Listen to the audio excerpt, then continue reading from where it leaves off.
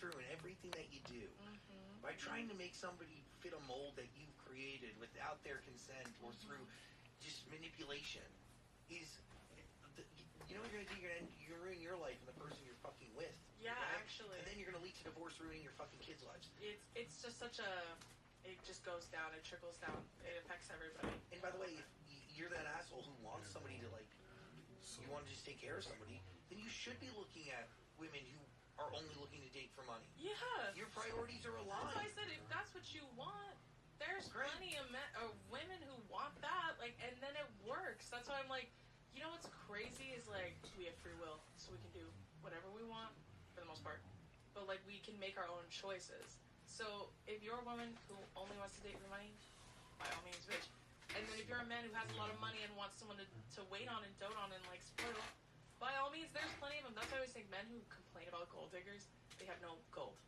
They have no money. What are you worried about? You're worried about other men's money? That's crazy. Stack your own bread before you worry about somebody else's. That's crazy. Humiliation.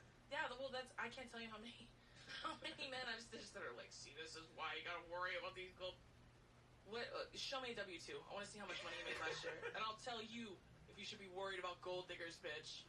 Don't worry about it. I promise you're okay. You're safe. Don't worry. Women like that only date like high echelon men, like top tier, like money would never even be. You can't even think of the number. You can't even imagine the number. And like women only date men like that. So they're not looking at you working at Jiffy Lube like, I promise you're good. I promise you're safe. Man works at Pavilions and he's like, I gotta make sure I do a prenup. Don't worry, you can't even afford the lawyer that would have to draft the prenup. Relax, you're fine. Nobody's stalking you out. No, I promise you're okay. Like, that's why I'm like, casing the local grocery store. You know what's so funny? Even when I was in college before this industry, I ran in so many circles with women who dated the richest, like most like privileged, like talented men in the world. And they were a regular girl, like 19, 20 years old, who were just like, I just kind of want to go on a really fancy dinner. Just get online. Turns out men are easy. Men are so easy to get their attention, especially men with means. So they were dating, believe it or not, women know who has money and who doesn't. Believe it or not. So you're okay, I promise. They're so worried. They're so worried.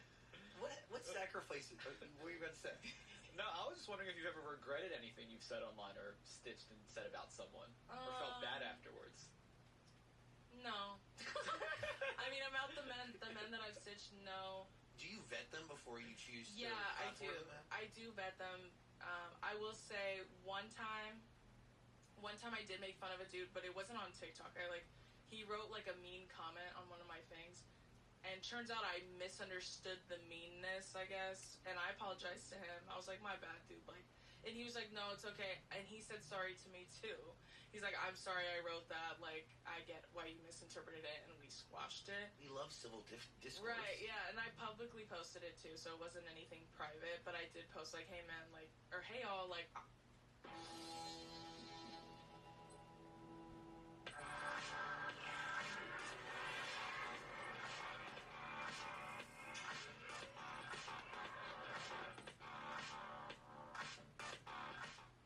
I made a mistake, he made a mistake, and we met in the middle, and we both deleted the comments and stuff. So like that's really the only thing I've ever been where I'm like I misread it, but you know, I can't interpret tone or anything through comments. But I feel like I'm a lot more careful now, who I stitch, like, and all that stuff, because you just gotta be aware of like who they are. There are some men I like who have said like truly heinous, awful things about me that I choose not to talk about at all. Because I just feel like there's another level to it that I'm not willing to touch, and I'm like, you can scream into the void about me, that's fine. I don't want to involve myself with that because, yeah. I also feel like there's probably a bunch of guys now that want to get your attention, so they say ridiculous shit, hoping you stitch them. Oh yeah, all the time. They tag me themselves sometimes, and they're like, come and get me, fatty, and I'm like, views are low.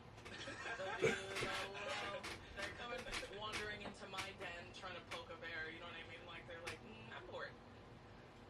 Those men I intentionally don't stitch either because I'm like, I don't stitch men who beg me. So we're like, just get off your knees. It's okay. What sacrifices have you had to make to like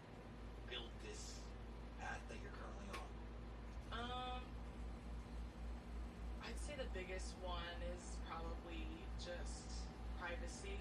Like, any sense of boundary. I've been, like, talking about this in therapy, and you just constantly referencing therapy. My therapist watches this.